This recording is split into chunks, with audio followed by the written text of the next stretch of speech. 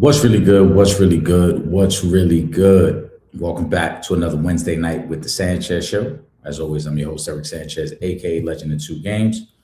Make sure you guys are following me across all social media platforms. Sorry, I got distracted. I got the Nick game in the background. Shoot me a like, shoot me a comment, send over your questions, topics, whatever you want to see me get into. With that being said, it is Wednesday, February 11th. The Super Bowl is officially over. NBA All-Star Weekend is upon us. Baseball is about a month and a half away. If you're not already, like I said, subscribe to the show. We get into all those topics and obviously boxing whenever that comes up as well. But shout out to the comment section. It's buzzing already. We got a lot to get into. We got some things to discuss. We got to close out the NFL season. We got to close things out. We got to start moving forward. Like I said, NBA All-Star Weekend is this weekend. Shout out to Kyrie. This wasn't the first one, but we're gonna start with this one right here. Kyrie said, NBA dunk contest. Y'all looking forward to it? Remember when we was younger, and that was the highlight of the weekend. Shit now is dry. That's a fact. I was just saying yesterday, Kyrie, I don't even know who these dudes are that's in the dunk contest. I just don't even know who they are, bro. And so I'm not excited for it. I haven't been excited for anything during All-Star Weekend in quite some time. The NBA has a major issue, in my opinion. I just don't think. I don't think there's anything to get excited about. There's no buzz around the All-Star Weekend. There's nothing to be excited about. The game itself isn't great. The All-Star Weekend doesn't have an event anymore that kind of people gravitate towards, right? Nobody's happy about the three-point contest. Nobody's excited about the slam dunk contest. The celebrity game is something that you throw on Friday night before you go out, and so there is no excitement. There is no buzz around NBA All-Star Weekend. And it's one of the things that when Will Gordon, once he's able to join the live tonight, we're going to get into, because I do feel the NBA is in a very, very tricky spot. I think the NBA is a lot of talent every night. Tonight's no different. You know, ESPN has two games on tonight. Wembanyama plays the second game tonight. There's stars all over the league, but it's starting to feel like the NBA is becoming a little bit regional. And what I mean by that is, if it's not a team that you have a rooting interest for, if it's not a team that's within your region, you kind of forget about it. You don't pay attention as much. And I don't know if that's just because the 82 game schedule is just too long of a season at this point. I'm not sure if it's maybe an overload. One of the things we talked about before the season was that there's games on all platforms. And at the beginning of the season, I thought it was exciting. One night it could be ESPN, one night it could be Peacock, one night it could be Prime.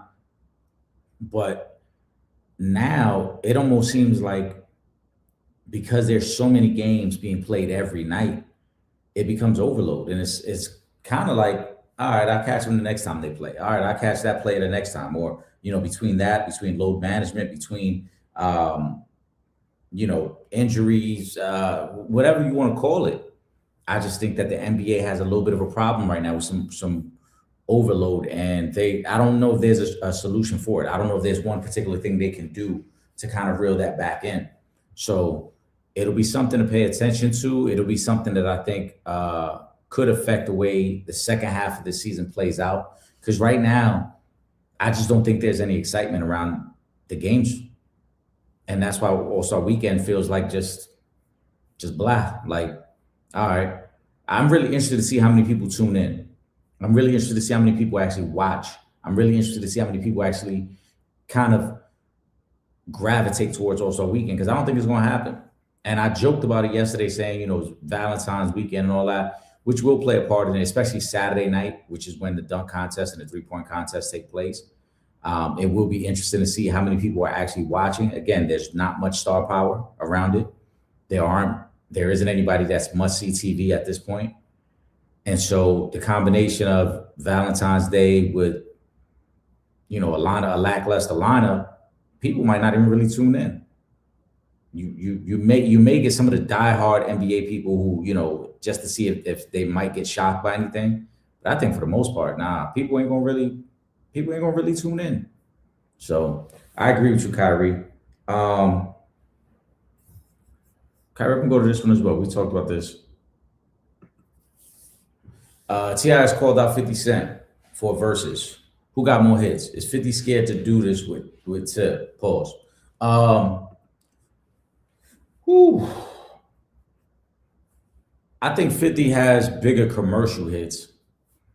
It's one of the things that make 50 in a verse so intriguing.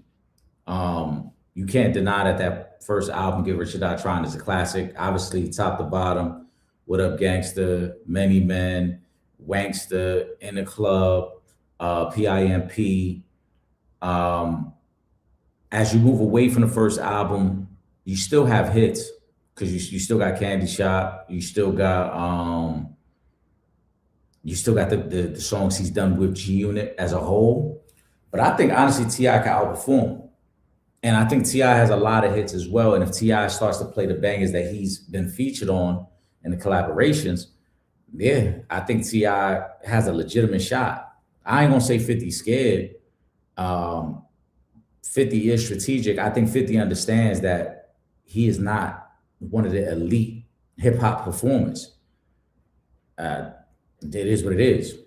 I mean, and that's not no shade to 50. It is what it is. Some guys just aren't great performers. Some guys make great music. Some guys make music that you want to listen to when you're riding in your car, but they may not be great performers. I've never heard anyone walk away from a 50 Cent show and was like, yo, 50 went crazy at the show last night. 50 did his thing. Nah, it's big records, but 50's not a super energetic guy. He doesn't give you a lot of versatility in the songs and in the catalog, because a lot of the catalog sounds the same too. That's another part of it. T.I. has a little bit more versatility. T.I. has some commercial joints. T.I. has some trap joints. He's got some collaboration joints. He got joints for the ladies. So there's more versatility on that side with T.I. than it is with 50. I think that's why T.I. could really hang with him, and T.I. might be able to even beat him.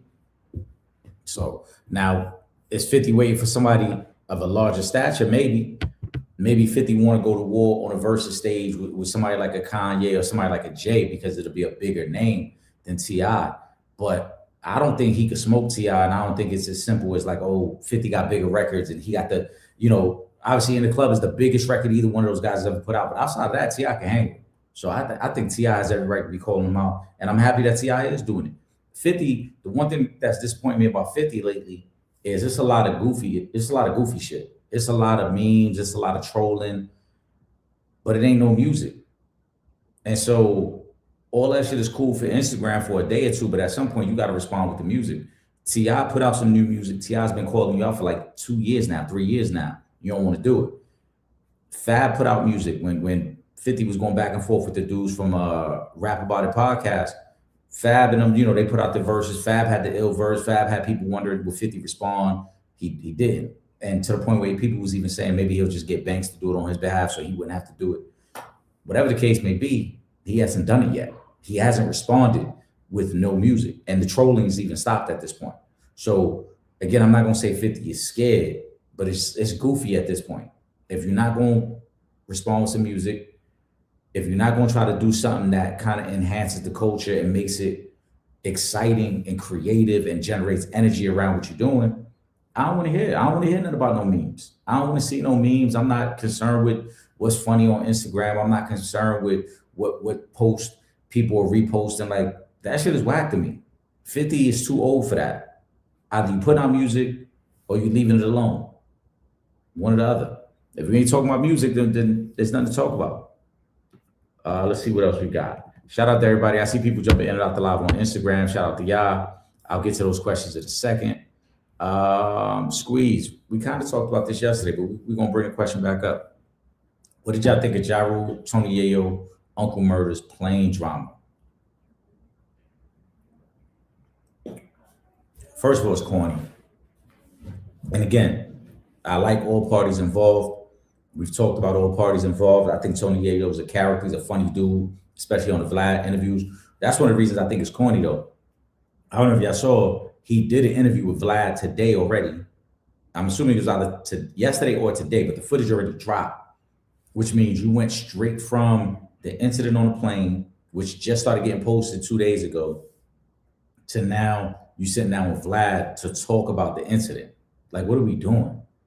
Again, put out some music. Put out some good energy. These dudes is all in their 40s, late 40s, early 50s. And y'all beefing on a plane. To me, Ja was in the right here. And this was again one of them situations where 50 and them were quick to run out and put out a post and try to clown Ja Rule for the interaction on the plane. What's Ja Rule supposed to do? Two people that don't like him and sitting behind him, he's supposed to just sit there on the plane for a few hours and allow y'all to antagonize him and possibly escalate the situation after the plane take off. Nah, either we gonna handle something now or we gonna shut the fuck up and we not gonna do nothing. Simple as that. But Tony Ye on him, to me, that shit is super corny. It's whack. I'm sure y'all saw each other before y'all boarded the plane. They trying to make it seem like, oh, nah, we didn't know he was on the same flight as us. That's bullshit. Anybody who's flown, anybody who's been inside the airport, you know already. There's no way you could tell me that y'all was at the gate waiting to board your plane and you didn't know Ja Rule was on that flight. There's no way. So I think that's complete bullshit.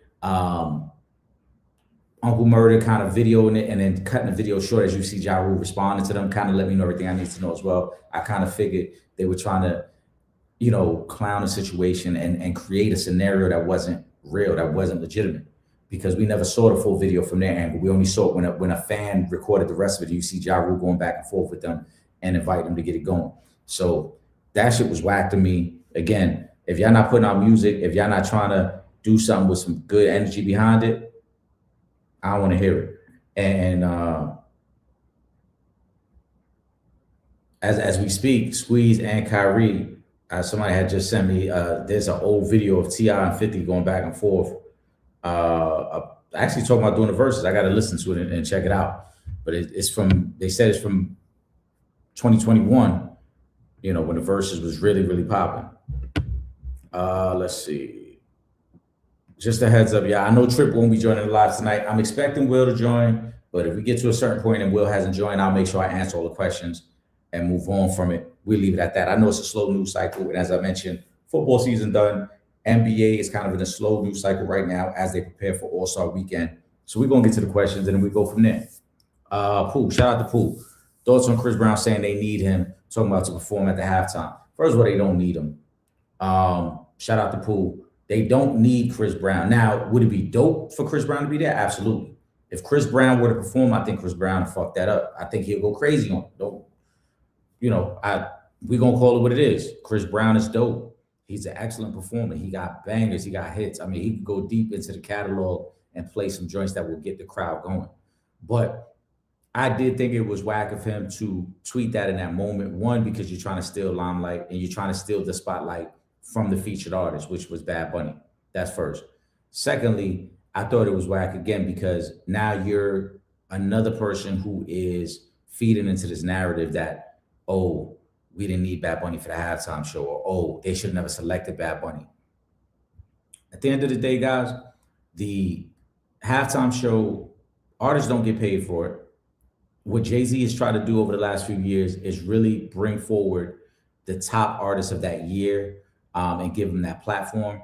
Obviously, the one time it was Dre and Snoop, it wasn't about what they had done that particular year. It was more about the overall accomplishments and because the Super Bowl was in their city. But overall, Jay has tried to give the performance to the biggest artists of that year. And make no mistake about it, whether you listen to Bad Bunny or not, he is the biggest artist of the past 3 years. When you look at the streaming numbers, when you look at everything he's done musically, and then when you look at what he's done crossover wise, right? We're not going to act like he hasn't been on Saturday Night Live a couple of times. We're not going to act like he hasn't been highlighted through the WWE and some of the major events. So he's got a major following. Overall, it was a great success for the NFL. I think Chris Brown, like I said, would do an amazing job. I think he would kill that shit at the halftime show. I just don't think that was the moment to express that through a tweet when it's somebody else's moment and somebody else's opportunity. Will, give me a thumbs up. Let me know when you're ready, bro.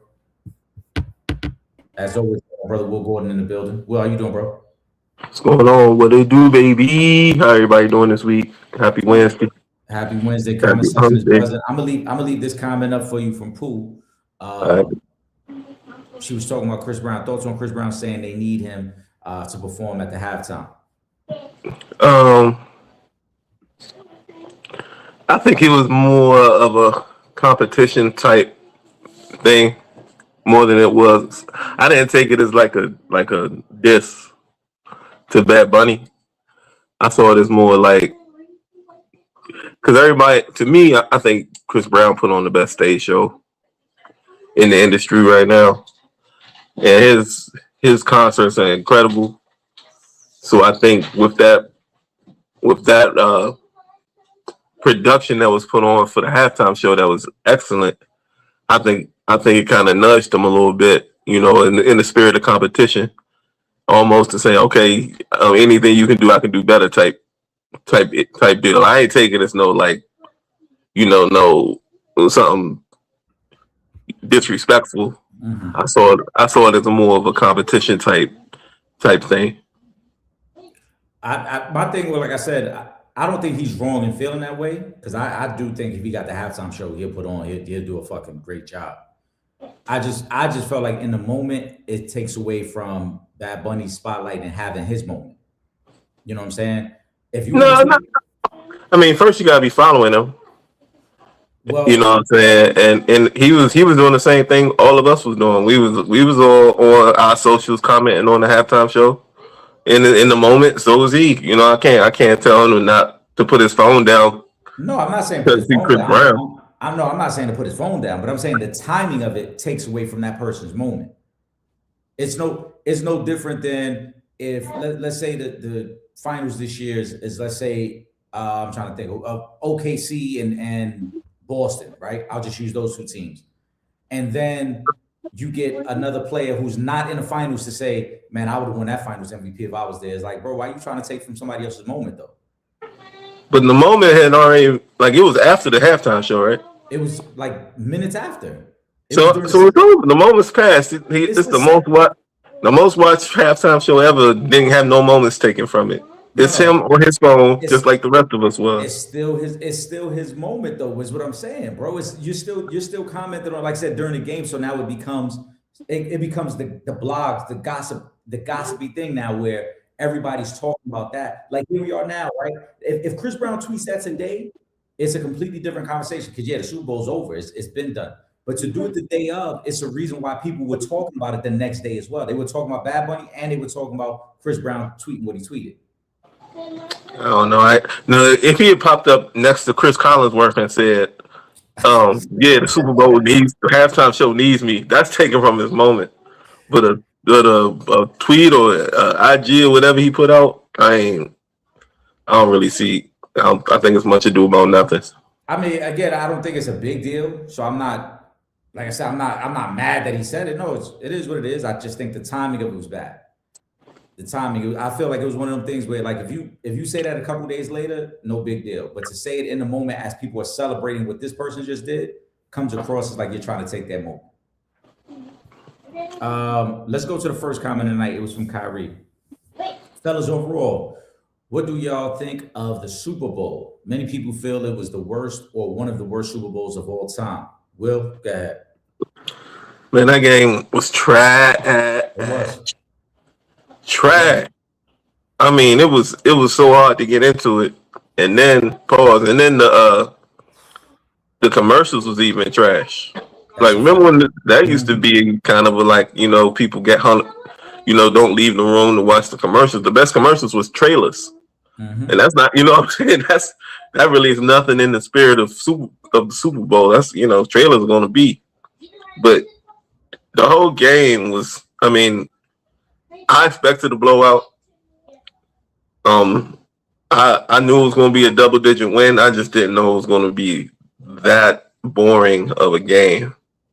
And I mean, I like defense, so it was fun to watch the Seahawks defense fly around.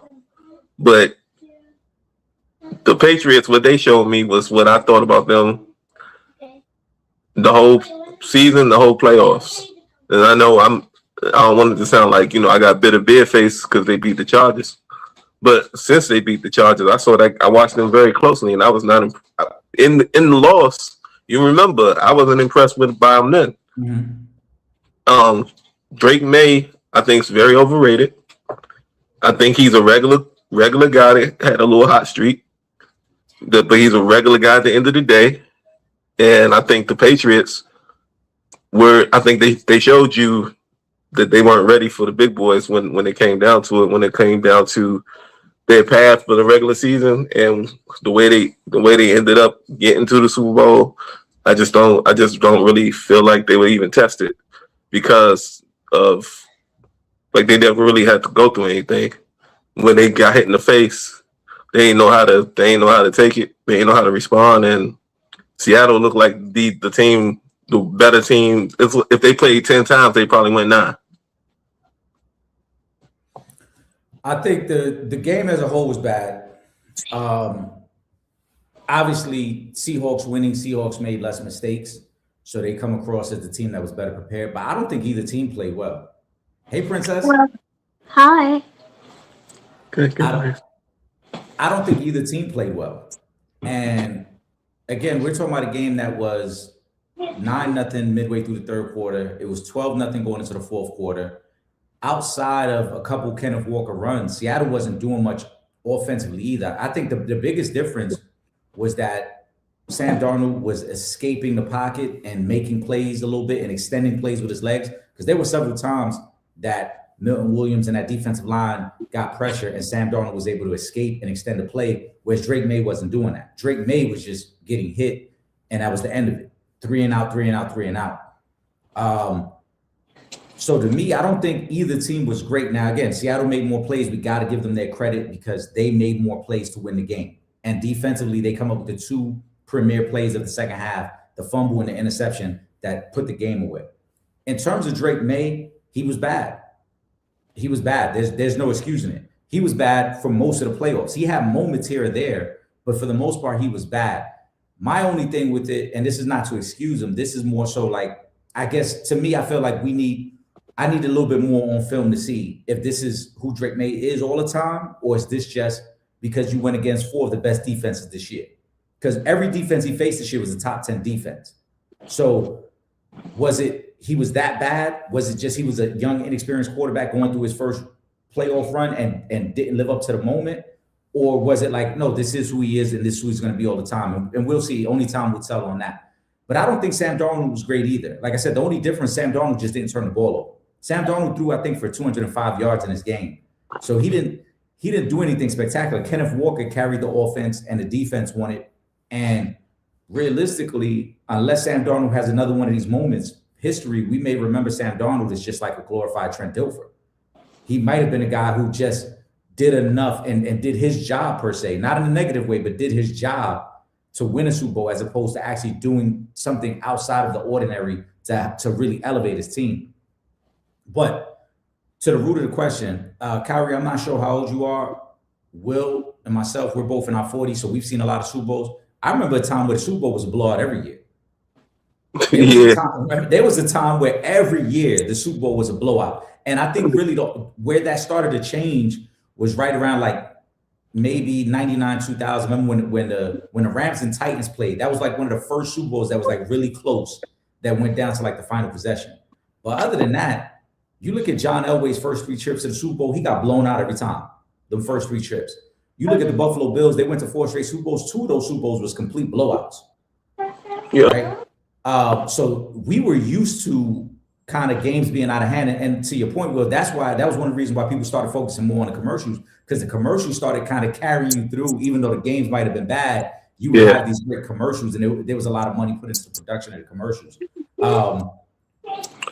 I wonder though, and I was thinking about this during the game, like now with technology, like you and I were texting, me and Trip were texting, some other people we were texting during the game. I wonder if we just don't even care about the commercials much anymore, because the moment the game is off, we start responding to the messages that we didn't look at during the game anyway. Yep. That's a funny thing you say that, because I feel like the Super Bowl commercials a few years ago started leaking before the game. Yeah. Yep. So I think that's when it really, like when stuff started leaking and coming out early, that's when it really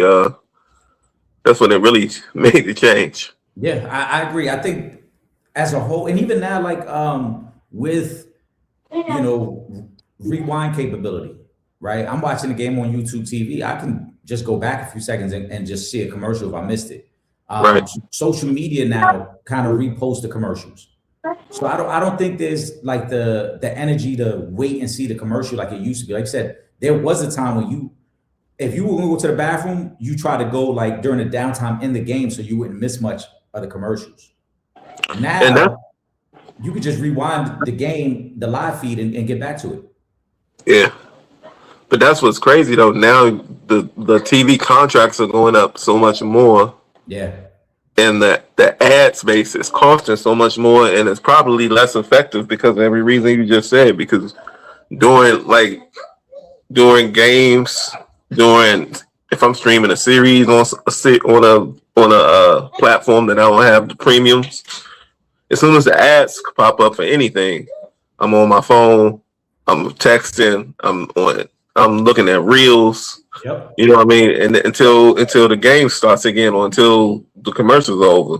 So it's ironic that the cost of that ad space is just going up through the roof, and less people, I think, are actually tuning into those ads.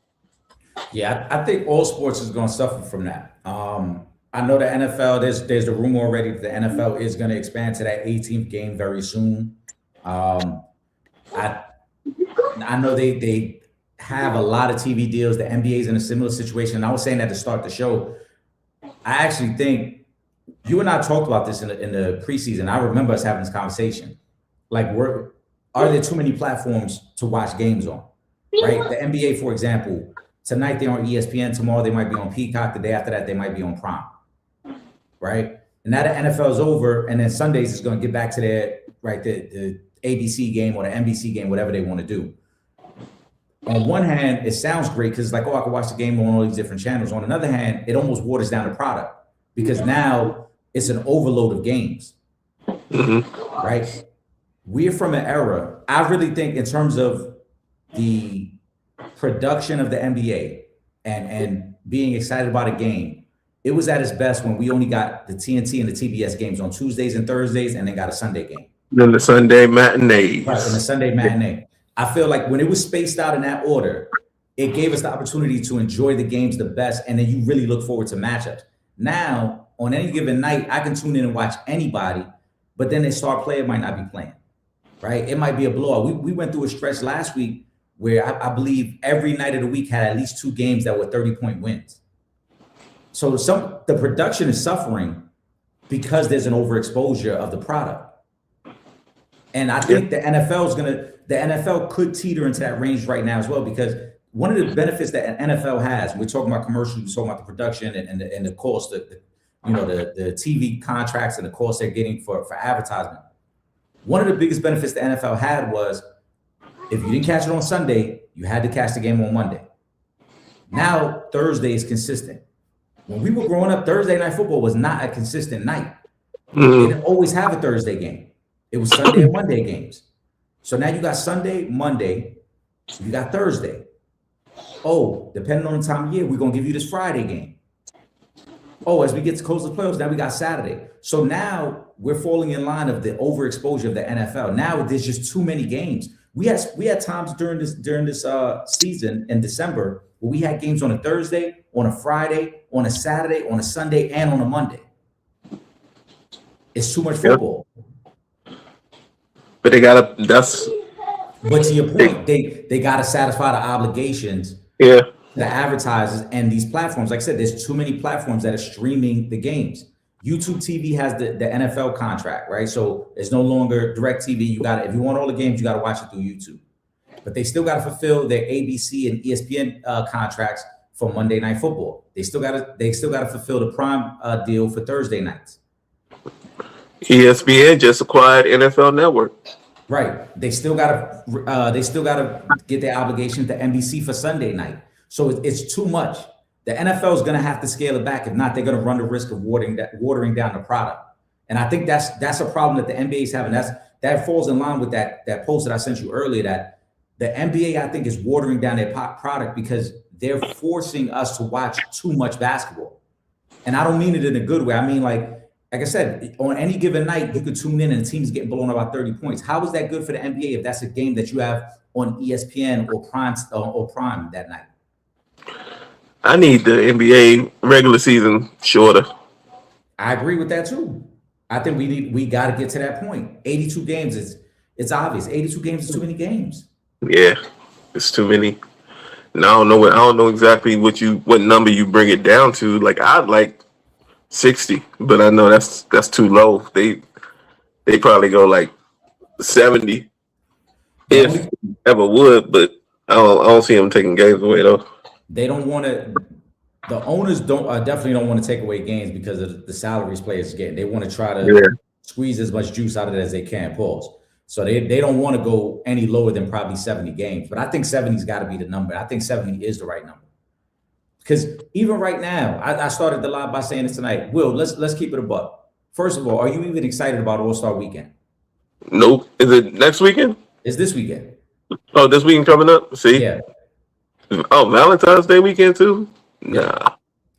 Well, it's been that a couple times before, but I haven't even looked at the rosters. Like, I know it's us versus them, but I haven't even looked at who's on it. None of that. I guess you didn't know. I haven't even checked to see who's in the dunk contest or the 3-point contest. I said yesterday, I don't even know one of these players that's in the dunk contest. I There's didn't been even rumors check. that Dame Lillard is going to be in the 3-point contest. Yeah. That's the Hey, same face. That's the same face I made. Like, how is Dame in the 3-point contest? But you know what the other like feeling that I have about this game is, I feel like already I'm ready to move forward with the NBA season. Like, I'm ready to just get to the playoffs at this point. Yeah, that's And that's a terrible feeling when you're approaching All-Star weekend and I already feel like, yes, it's time to move on, bro. And I don't know if the NBA made a mistake by starting too early. Because remember, this was a year that they started in October. That was another conversation we had before the season started. They started a little early, but I'm looking at it. They going into All-Star weekend. Every team has already played 50 plus games. yeah. Where is it this year? Bro, I don't even know. That's I'll be honest. crazy. You know what I'm saying? I've been to All Star Weekend. I used to get amped for that, but that is crazy. I don't even know where it is. Is it L.A. maybe? I'm about to check right now. Where's this shit even being played at? Wow, it's in Los Angeles, bro. It is in L.A. Yeah. Damn. There's no hype. hype. That's what No I'm saying. hype. There's no hype behind the game. I understand why they want to do it this weekend. They're trying to piggyback on the fact that NFL is officially over. We'll fill that People want gap. to come watch. Yeah, Yeah. we'll fill that gap for this weekend because it is the first weekend without any football. But there's no excitement behind this game at all, man. I didn't even think about the All Star game Yeah. until you brought it up. Ron said, fellas, the big Piston Hornets fight. I know, Eric, you talked about it, but Will, what's your thoughts? I like it. I do too. I like seeing it. You know what I'm saying? I like seeing everybody not putting thumbs up each other's butt these days. You know, I you know what I'm saying? I like this kind of physicality over what we've been seeing out here. But I like it. You know, that's supposed to happen. To me, I need to see more of it. I need to see one of these about every 2 to 3 weeks. You know what I'm saying? One a month maybe, you know. And you know, no, it's not like they went up in the stands or nothing like that. You know, they kept it on the court. Tempers flare, you know, it's a lot of testosterone down there on the court. I like them dusting up a little bit. I like it.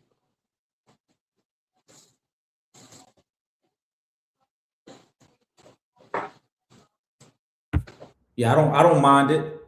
Sometimes it's like that. Like I said, it's a long season. It should happen. As we talked about yesterday, what I'm really interested in seeing moving forward is how Duncan Robinson and his teammates interact. Because it's clear that Duncan Robinson walked away from all the smoke. Yeah. Yeah, I brought that up on y'all show yesterday. Yeah, you know, he walked away from all the smoke. And now, you know, I get it. He not no tough guy, none of that, but you still gotta have your teammates back in that situation. Yeah. At least you better pretend you was holding somebody back or pretend that you was getting involved. Right.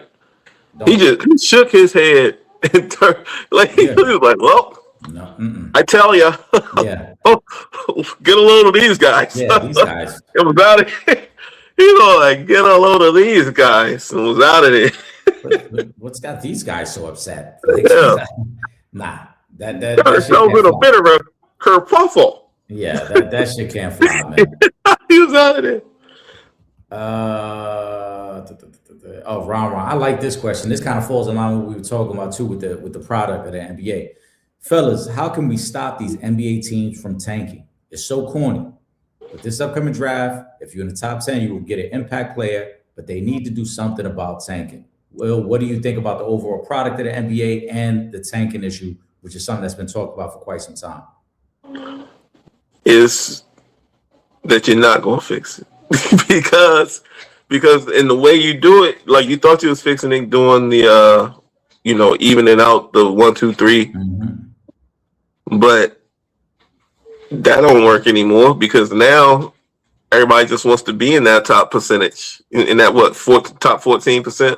Yep, you want to be in that top 14, and I believe what is it the top out of the top 14? What is it? The top 4, the top 6 are the ones that all share the 15%? Yeah, right? the top 6. Top 6 all share the 15%.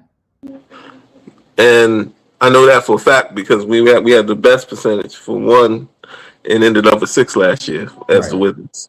But what I don't really see is a way for them to change anything because teams are going to vie for that early pick. Unless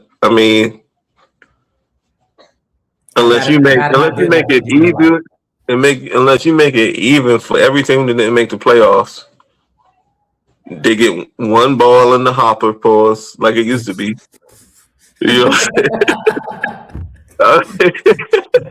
That's what we're gonna call the episode. One ball in the hopper. That's what I'm saying. You just get one. And you know what I'm saying, from the worst record to the team that didn't the best team that didn't make the play-in or whatever. Right. Everybody gets the same odds. That's the only way you're gonna fix it. And I don't see them doing that. I just don't see them doing it. Because I think if they wanted to fix it, they would have. I don't think it's an issue they really even want to fix. So I'm gonna tell you how I think they could fix it, and I think you're gonna like this. And chat, let me know what y'all think of this as well. Shout out to Squeeze because I was gonna go down this road as well. You take the season down to 70 games, right? Mm-hmm. So we're gonna eliminate 12 games from the season. We're gonna do away with the in-season tournament.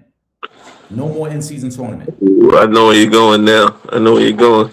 But take the bottom 4 teams and put them in a round robin style tournament. The winner of that tournament gets the number 1 game. 100 games. Yep, that's how you do it.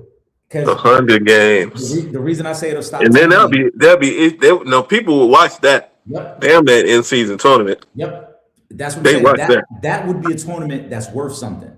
Because the in-season tournament we know means nothing. It's not like, oh, you win the in-season tournament and now you get home court advantage in the playoffs or something. You don't get anything for winning the in-season tournament. Yeah. So there's no benefit to the in-season tournament other than extra money and saying that pay bump. Yeah, okay. And the owners would be for that because you do eliminate that pay bump in that they get for the in-season tournament. Right. But if you do it that way, right? Yeah, and in the regular season, you'll still have a little bit of tanking because teams are going to want to position themselves to be a bottom 14. But if you a bottom 14 and you playing for that number 1 seed, now it gives you something to play for. Now it gives you incentive to say, all right, we need to go out there, we need to execute. Because if you're a head coach, that could be your job right there. Your job might be, I got to secure one of these top 2 spots. I got to at least make it to the finals so that I know we can get one of these impact guys. And this is why I also like the idea. Yeah, what you gonna say? On a team that's in that position, though, how many of those guys on the team invested in trying to get a better pick, and how many of them guys are on their way out the door anyway? So it's never going to be an exact science because, again, as you mentioned, you got guys who might be pending free agents. You might have veterans who don't care about, oh, I don't care if we got the 1 or 2 pick. But for a lot of guys, if you're on a team that's been bad for some time, this might be your opportunity to showcase that you're worthy of whatever extension or staying on the team. To me, I think that incentivizes guys more than just doing an in-season tournament. Because again, there is no benefit to an in-season tournament. There is nothing that you get from an in-season tournament. It's not like it's towards the end of the season where somebody remembers, hey, you played well in the in-season tournament and now you get a new deal. Even now, as a Knicks fan, we won the in-season tournament. What was the highlight from it? What did we gain from it? We got nothing. We didn't. I I know mean, what the highlight was. right, It was that thumb. right. That's what it was. That's But all I remember from it. this way would get interesting if you put the bottom 4 teams, right? So let's say I'm gonna use a scenario that's taking place right now. Let's say the Clippers didn't make the playoffs, right? And the Mhm. Clippers, and now let's say the Clippers have an opportunity to get the bottom 4 spot, but the Clippers aren't keeping their pick. So if you're a team like Oklahoma City, who owns the Clippers pick, you could technically play in the end of the season tournament to win that spot and possibly get the number 1 pick while still being a playoff team. So for teams that own the rights of other teams' picks, you would be rooting for them to finish in that bottom 4 because you wouldn't care. Like, oh, if I'm OKC, I'm going to smoke the Kings and the Pelicans, and I could still get the number 1 pick while still being a playoff team. Yeah. So you would incentivize the teams that are run the right way, right? For the Wizards, you telling me there wouldn't be incentive to tank knowing I already got AD and Trae Young waiting in the wings, and I got a bunch of young guys, and now I want to go out there and win the in-season tournament to see if I can land another marquee guy from our organization. So I think you could generate excitement behind quote unquote tanking. At least people will understand it. Right now, as you mentioned, there's only hope. If you're a Wizards fan, you're hoping that you get the number 1 pick, but you also understand you and 5 other teams have the same odds. So you don't even control your own destiny per se. Yeah. But in the end of season tournament, you do. In the end of season tournament, you could say, hey, we could change the trajectory of our franchise. And I think, again, aside from like the older players would be the ones that you have to convince the most. But most guys would like to play in that because they know already. Why wouldn't I want another good player on this team? Why wouldn't I want another young guy that could come in and help win? Like Cooper, you telling me Cooper Flag wouldn't go all out knowing that if we win this in-season tournament, we might be able to draft a kid out of Kansas or BYU to come help me? Yeah, but that's what I'm saying. You got only going to have so many guys that's invested. But if they do make that move, then that's the owners finally showing that they actually do care about fans, because that would be all about fan interest right there. I mean, I don't see any negatives from doing it. I don't either, and I think it's better than the in-season tournament. Mm-hmm. Like I said, in terms of what you're actually getting, what you can actually accomplish, I would prefer an end of season tournament. Excuse me. Shout out to everybody on Instagram. I see you in the comment section. I would prefer an end of season tournament as opposed to the in season. And shout out to Squeeze. He said, "Do y'all like the play-in game tournament? I want to go back to the top 8 teams. Then let's ride off in the season tournament. Y'all like that tournament? I don't need to play in. I agree too. I don't need to play in. Nope. We're playing 82 games already. Yeah, I don't need that. We're playing 82 games. And keep in mind, there are 30 NBA teams. 16 already make the playoffs. So that's a little more than half of the league is already making the playoffs. I need to have an in-season tournament to determine who gets the last spot. Yeah. We got enough basketball games. I say go with that. Only thing I would correct, or that I would like to see corrected, I think, and this is something that goes back to what you always talk about, line them up on the gate. If you're the number 1 seed, if you win your conference, Will, you should get the right to handpick who you want to play in the first round. Ooh. I like that. Yeah, I like that. You mean in the losing bracket? In the playoffs. If I'm the number 1 seed, the number 1 seed overall. If I'm the number 1 seed, you could do it in the end of season tournament for the lottery. But I think if you're the number 1 seed, again, I'm gonna use OKC as an example. If I'm OKC, and let's say even if the Lakers are like the 6th seed, but I know I could smoke the Lakers. I like that matchup. I want the Lakers. Instead of playing the 8th seed? Yep. I should be able to pick. No, I don't like that. I should be able to pick who I want to play. I don't like that. I think it creates animosity. I think it creates a situation where, like, all right, now the intensity ratchets up, because if you're that team that gets called out, what you gonna do? Tuck your tail? You got to show up now. Because that's part of it. Yeah, because teams maneuver at the end of the season as well to not get a certain matchup. The Clippers did it last year. when they intentionally sat guys when they could have moved up, and instead they stood where they were at to play Denver because they felt they matched up better with Denver. The Clippers shouldn't be able to do that because the Clippers aren't the one who hold the advantage of seeding. So then, how does everybody else fall into place then after that? So on and so forth. So if number one gets to pick theirs, then the 2 seed plays whoever the lowest seed is left. So let's say hypothetically in that scenario, what if one picks 2? Then 3 is the next in line, and they play the lowest seed. Then 3, 8, 4, 7. There you go. No, man. I like the idea of being able to call out the team. I like the idea of I'm the number 1 seed. I get the right to pick who I want to play. I already got home court advantage. I want them. But in the fear of 1 picking 2, then you got potential Western Conference or Eastern Conference Finals matchup in the first round, and then you got to worry about a lot of bum action in the rest of the playoffs. I mean, you run that risk no matter what.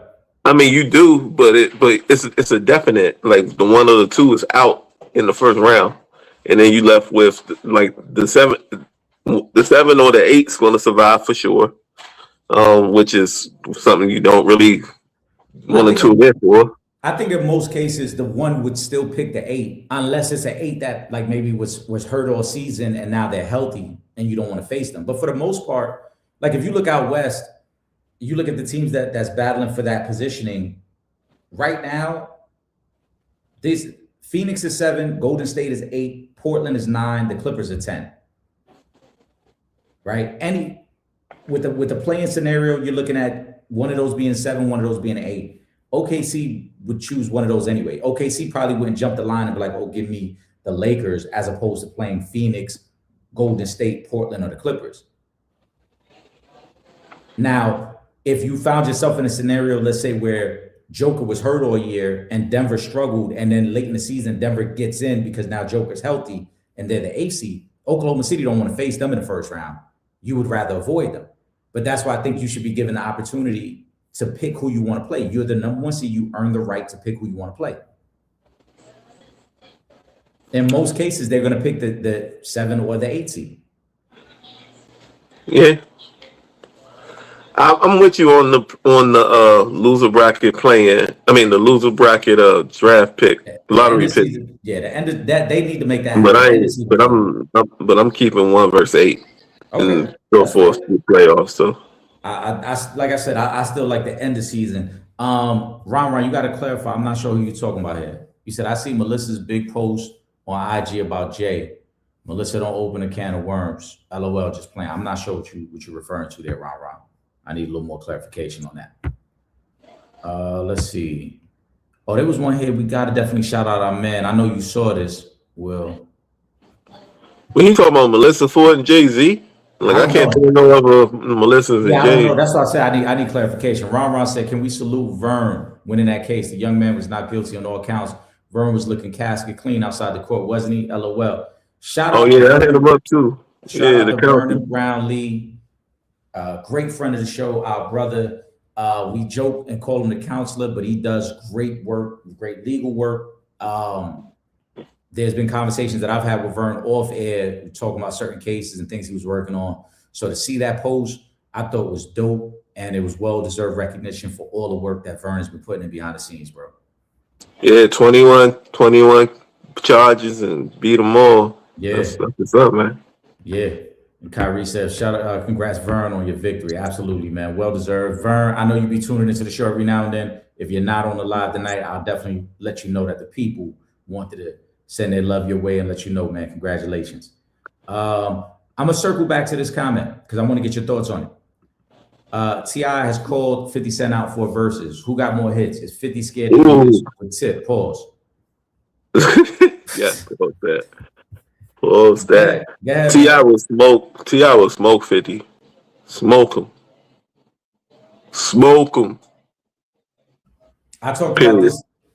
I talked about this to start the show, but like I said, I want to circle back, get your opinion on it. T.I. a beast. People forget. Oh, they do. And I said this. Forget, man. T.I. a beast, man. I started the show by saying this. 50 is living off a catalog that was so large in a moment.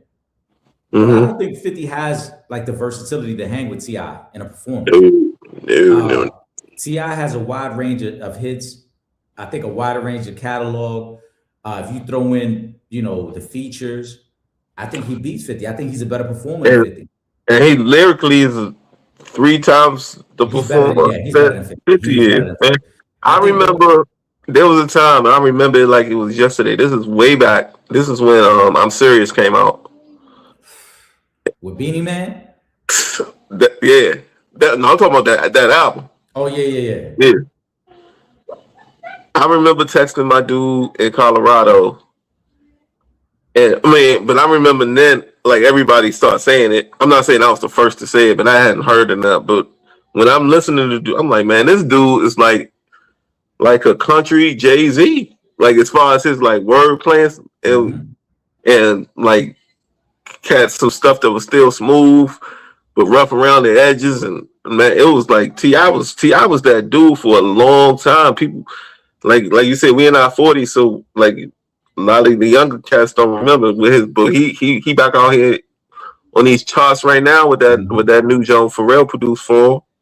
I mean, Ti was like that back in the day, and 50, like you said, he caught a wave. 50 caught a wave for sure, but I think it was more. We've talked about that him before on this show. I thought it was more of a he caught a wave, and he rode that wave of Dr. Dre and Eminem more so than him making a way for himself. And I've said also, after as a businessman and after the rap, hands down, kudos to you. But as far as a rapper, you were the product 50 of Dr. Dre and Eminem, and you fit the persona of who you were a plant to me. You've been shot and all that, so you was looking tough. You were looking tough. You came out all cock D's, pause, and you just fit that. You fit that image that they needed for what they had in store, and you took it full advantage of it. Kudos to you for that. But as far as if we talking the music, Ti, yeah, you can't mess with Ti at all, and I think Ti knows that's probably why he called him out.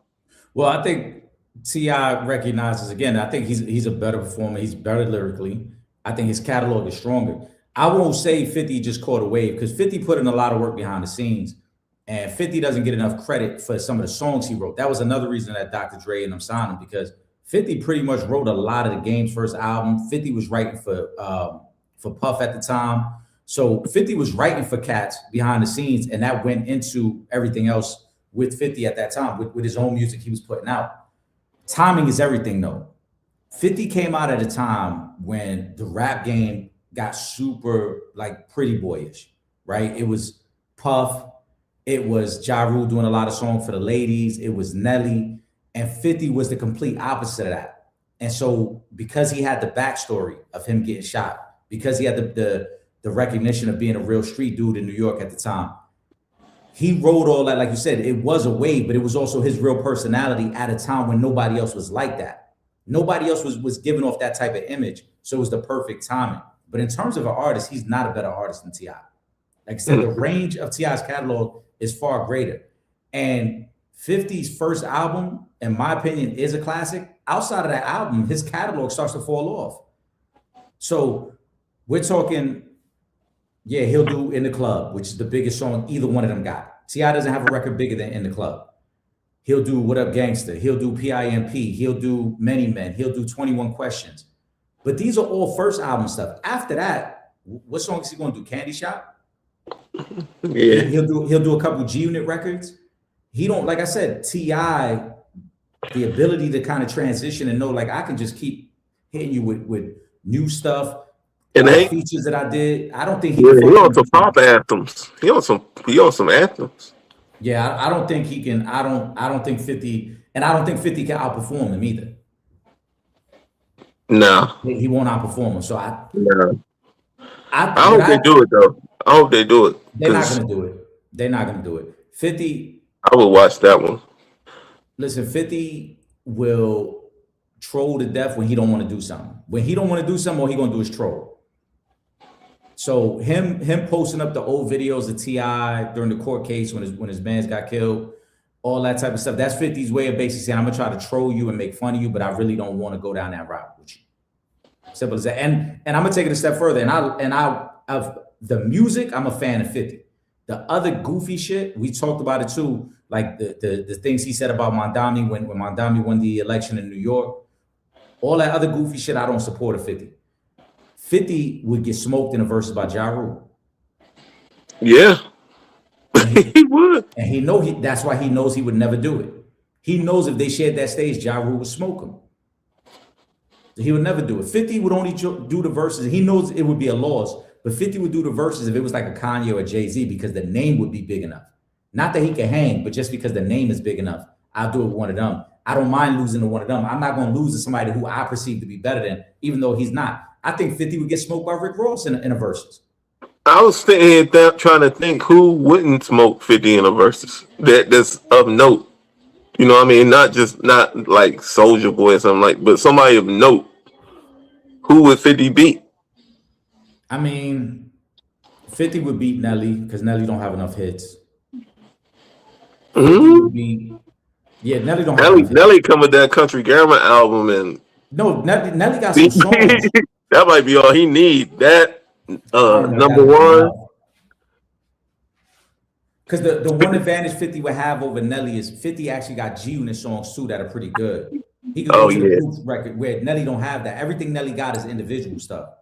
50 well, that same Lunatics joint, he got a couple joints on there. I mean, they got Batter Up.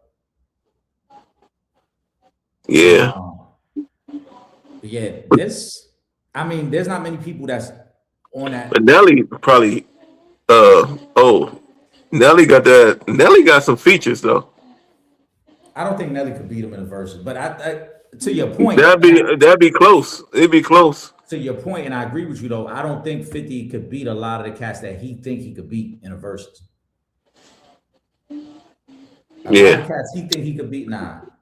Like he beat like Joe Budden, he crushed Joe Budden. You know? I mean, I'm trying to think like any rappers. But that I know that's a joke. That's I'm just saying. Joe Budden don't got the catalog now. If you talk, I was joking when I say but I'm saying like if you talking just like bars, Joe Budden would destroy 50. You know who would be a nice versus? 50 versus Cam. Cam would kill him. Cam got way too many hits. But that's more I think that's more the level though. Cause like if you say Cam would kill him, then where? This is my point. Then who could 50 really even rock with? Jim Jones. I'm telling you the truth. Freaky Zeke. not Freaky Zeke. Jim Jones. French. He can't fuck with. Nah, French got way too many hits for him too. See, that's what I'm saying. 50, man. 50 got out of everybody we named, don't get it twisted. 50 got the biggest record with In the Club. But after In the Club, there is a massive drop off with every other song compared to everybody else. Everybody else could pretty much level off with the same type of quality music. 50's Drake can't get higher than that, and then it would drop off. 50 versus Bow Weezy.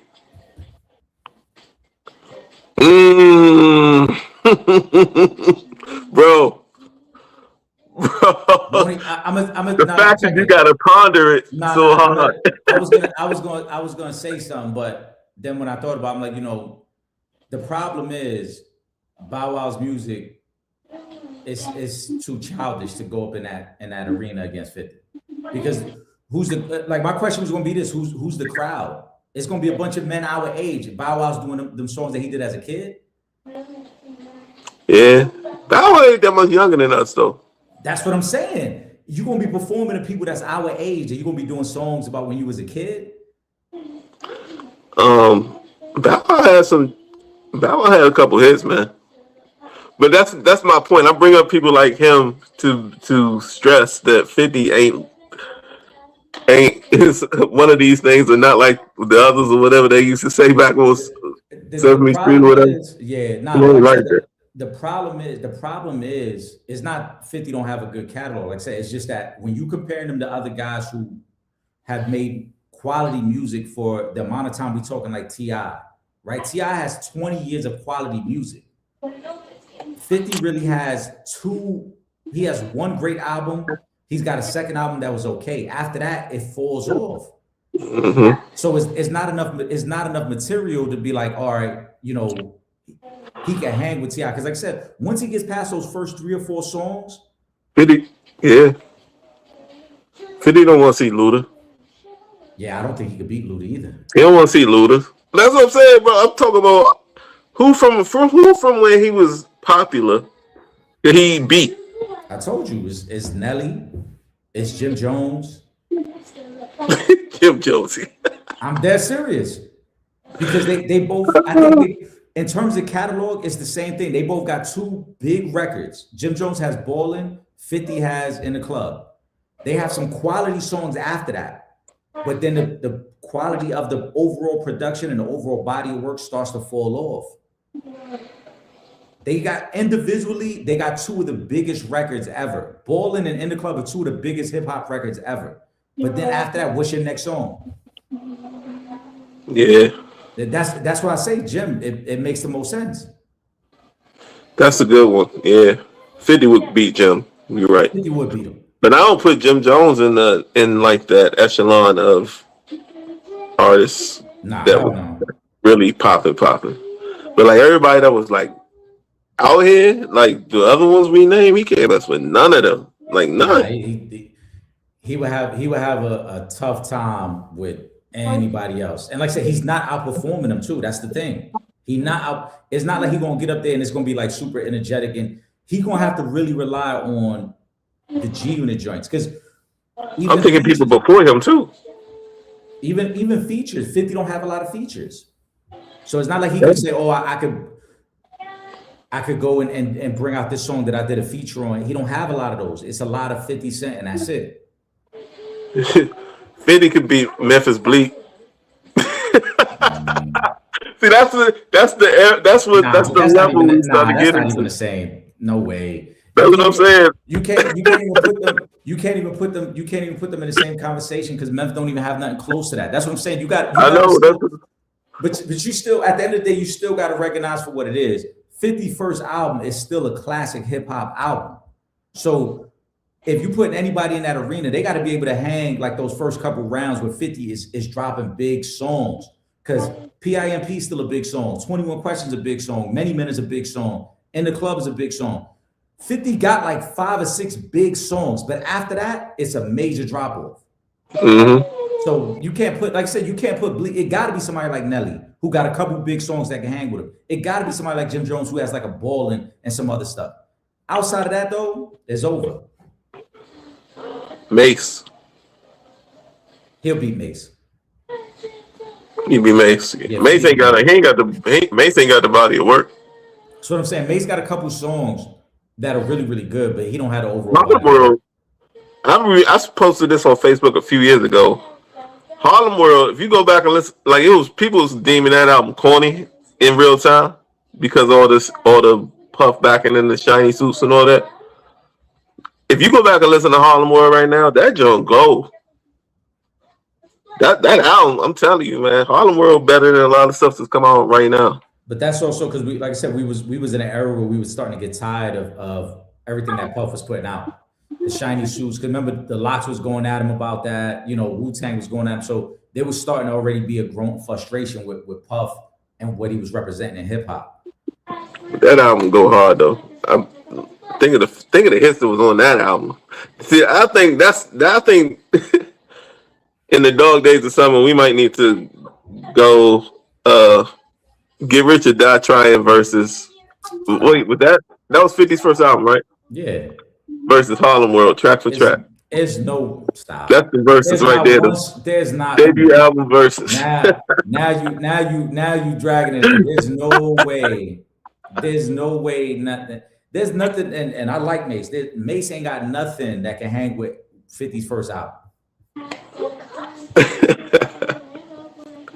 In the club would crush everything on there, but Ron that, Rock. Let me see. Let me look back. Did y'all already talk about the Cardi Stephon Diggs? My understanding of it is they broke up. oh, did they? That's the rumor on the internet streets. They broke up.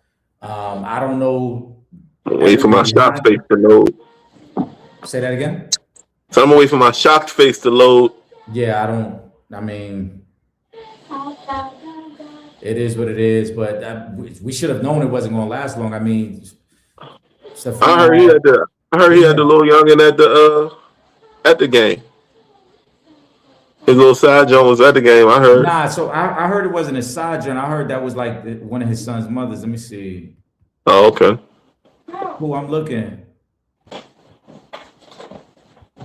She said, Pooh said she posted it towards the top. I don't see it up here. The top comment I got up here, Pooh, was from Kyrie, where he wanted our overall thoughts on the Super Bowl. And then the next one was your Chris Brown question, Pooh. I don't see. Actually, we did skip this one though. We can get to this one when we get that sorted. They probably not favored to win it all, but can the Spurs get to the finals? Yep. They got all the pieces according to Pooh. I think they can. They second in the West right now. We already seen them give OKC a lot of trouble this year. And if Wembanyama and the supporting cast are healthy going into the playoffs, yeah, they got a legitimate shot. Absolutely. Yeah, I agree. Pooh, yeah, I don't see your Cardi comment, but my understanding of it, that was the mother of one of Stephon's kids. From what I've read, Cardi wasn't happy, I guess, about an interaction that took place even before the game, which is why everybody's highlighting that that red carpet event she was at 2 days earlier, where they asked her like, "Oh, any words for Stephon?" And she said, "Good luck," and people kind of read into that. But why are we surprised, bro? Like at one point, he had 4 women pregnant at the same time. Yeah. Like, I don't think we should be surprised. And this is why I said too. It was a previous episode. I'm gonna have Trip bring it up. I talked about this. This is why social media sometimes could be detrimental to somebody, because there was a lot of people hyping up Cardi for leaving Offset to go with Stephon Diggs. And it was like, so you left your husband to go be with a man who out here with like 5 kids from 4 different women. Yep. For these streets. Yeah, I'm not saying Offset. I'm not saying Offset was a great guy, but if you ain't like the way Offset was treating you, just go ahead and be single and get yourself and figure yourself out. Don't run into the arms of another man, fuck around and get pregnant by him. And See, now you single again. To these celebrities, let this be a lesson to y'all, man. On the men and the women, y'all be out here in these celebrity streets. Man, just come holler at us humble day-to-day dudes, man. 9 to 5, you know, 9 to 5 guys that's just getting yeah, you know what I'm saying? Dudes who just do a podcast, raise their kids, and talk a little trash, toss a little money on some sports here and there, and, you know what I'm saying? Come holler at us, man. You ain't gotta worry about us bringing 5 baby mamas to the game. You know what I'm saying? Will, I should have gave you the solo screen, and you could have cut a promo right there talking about, you know what I'm saying, if you don't want the baby mom, all at the game. All at the game. Holla at Mr. Unpopular Opinion. You don't want the ex showed up with the kids randomly. No, all at the birthday party. All at the parties, all at the Super Bowl party. Jefferson Jungle said, "What did my 2 posts show on IG? I don't show the comments on IG, y'all. I see people that's jumping in and out the live, but I don't see any comments on that side. But we're gonna get ready. Where you see the comments at? Let the folks know where they need to comment at so that you can see them. Nah, on IG, I see that one post she just made now where she asked, did my post show up? Oh, okay. 2 posts show on IG. I'll check your IG. I don't know, but I don't see no question that posted. Will, give me a final thought before we wrap up. Final thought for this week. Shout out, because I didn't get to really, chime in with you guys the other day. But shout out to Bad Bunny, and that's in that halftime show. And I know you were loving it. I Oh, agree. shout out to, you know what I'm saying? Shout out to Puerto Rico. Man, that thing was a movie, and when I say that halftime show was a movie, like that was like such an excellent performance, and everybody that has a problem with it, man, kiss my ass with your tongue out for real. Because just call me nigger, or just call Erica wetback, or just go hard at us because all the subliminal, like it's almost not subliminal in our face racism anymore. So just come on out. Just come on out and call us what you want to call us because any problem with that halftime show tells me that you have a problem with color, you have a problem with diversity, you have a problem with anything that has anything to do with peace and love. And if that's your action, if that's how you move, then I ain't got no use for you. Be gone. Love. It don't hurt. It don't hurt to love, and it don't take effort. It takes effort to hate.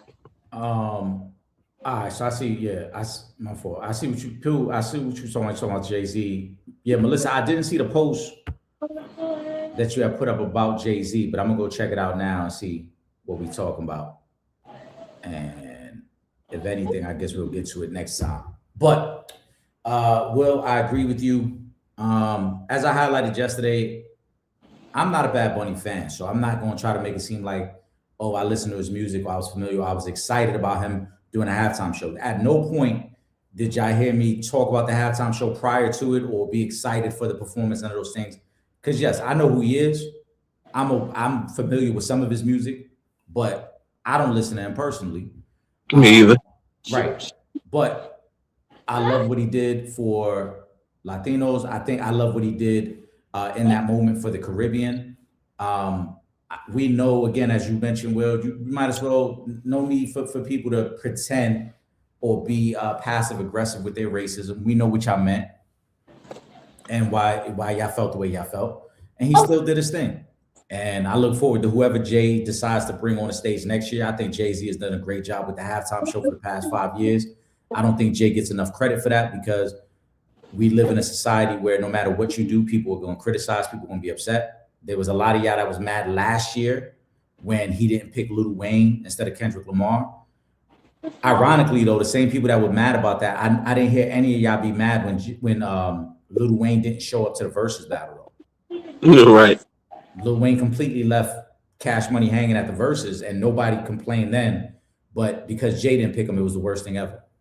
So Jay-Z done a great job with the picking up the talent for the Super Bowl. He's done a great job, and FU Kid Rock also Mr. Alternative All-American quote unquote so Toilet Paper USA halftime right. show guy that called Jay-Z a DEI hire. Right.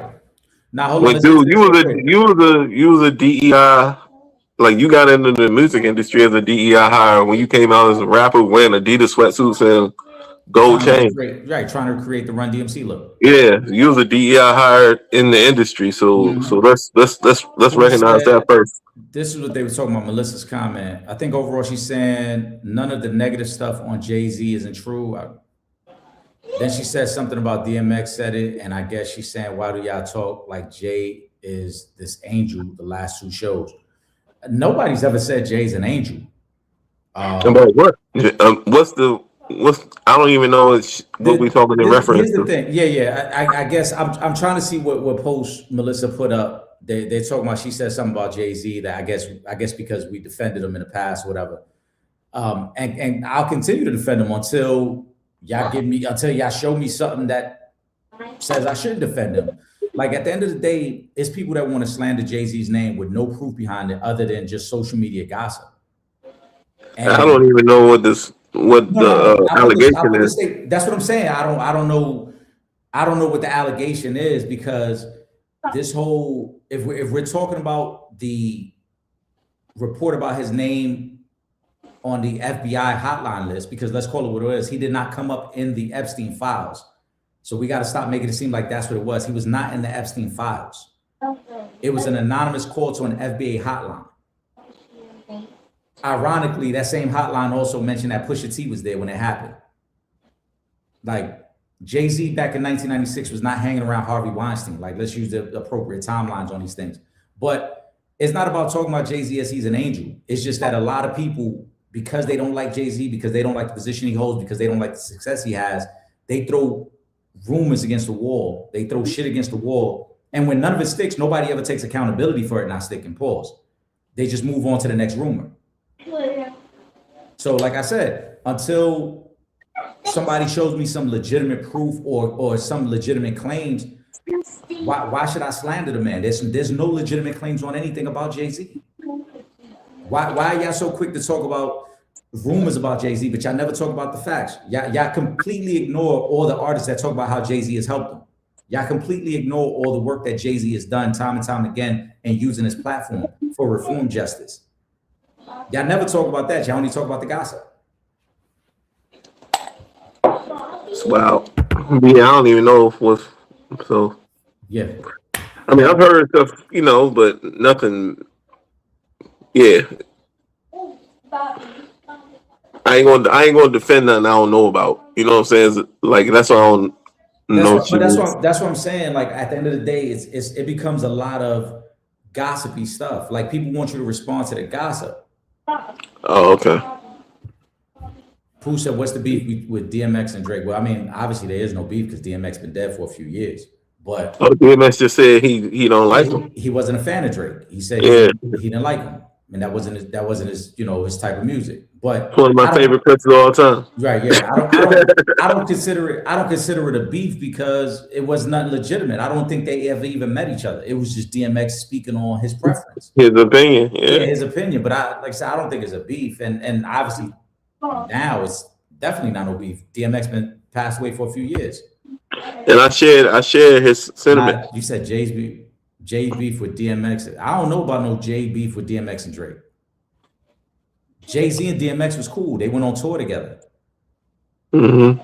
They had a good relationship. And correct me if I'm wrong, DMX's people even said that Jay-Z got him out of the bad deal he had with Def Jam. He was going broke through his deal with Def Jam, and Jay-Z got him out that deal. Yeah, in real time back then, there was no beef. Yeah, there was no beef back then, and there was no beef when DMX passed away. Right.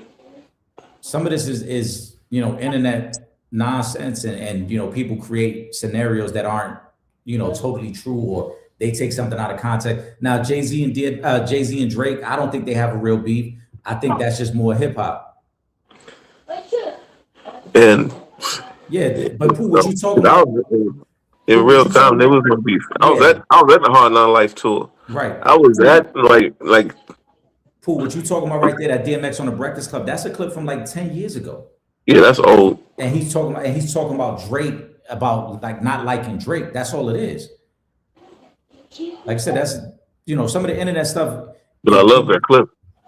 It's a classic clip, but some of it gets confused with current because somebody will repost it now and it'll show like, oh, they just posted this a week ago, and it make it seem like it's something current. And then they'll add a hype it up caption. Yeah, they'll put a caption to it with a video, an old video, and make it seem like it's current. Like, nah, that's not the case. DMX goes off on Drake. Oh, yeah, exactly. I'll be so tired of that stuff, man. That's what I'll say. But it is what it is. That's the world we live in, man. We're gonna wrap it up on that note. We will see you guys Monday, Real Fans Real Talk, and then next Wednesday Will Gordon and myself are back for another episode. Shout out to all the supporters, shout out to the comment section, shout out to everybody that was watching on Instagram, on YouTube tonight, and Facebook. For my brother Will Gordon, I am Eric Sanchez. We are out of here. We'll see you guys next week. Enjoy your night. Happy Valentine's Day.